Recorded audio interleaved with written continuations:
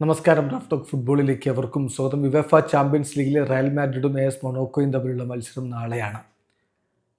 നാളെ രാത്രി ഇന്ത്യൻ സമയം 1:30 എന്ന് പറയുമ്പോൾ സാങ്കേതികമായിട്ട് മറ്റന്നാൾ പുലർച്ചെ ഇന്ത്യൻ സമയം 1:30 സാന്റിയാഗോ ബെർണാബുവിലാണ് കളി. ഇപ്പോൾ മൊണോക്കോ അത്ര മികച്ച രൂപത്തിലല്ല പോയിക്കൊണ്ടിരിക്കുന്നത്.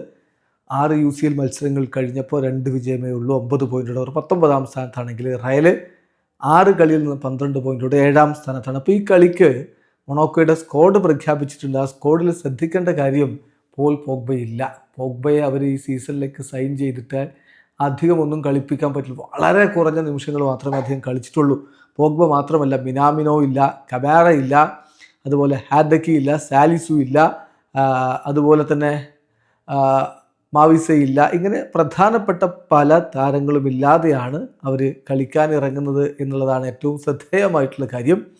എന്തായാലും എന്ത് തരത്തിലുള്ള പ്രകടനം അവർ പുറത്തെടുക്കും എന്നുള്ളതാണ് ഇനി കണ്ടറിയേണ്ടത്.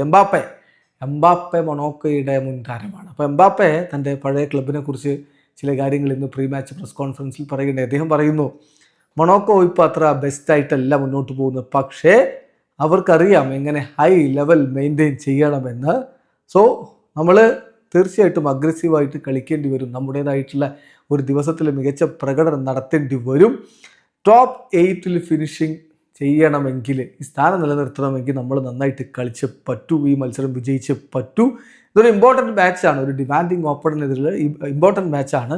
ചാമ്പ്യൻസ് ലീഗ് രാത്രികൾ ബെർണാബുവിൽ എപ്പോഴും ഞങ്ങൾക്കൊരു അഡ്വാൻറ്റേജ് ആണ്.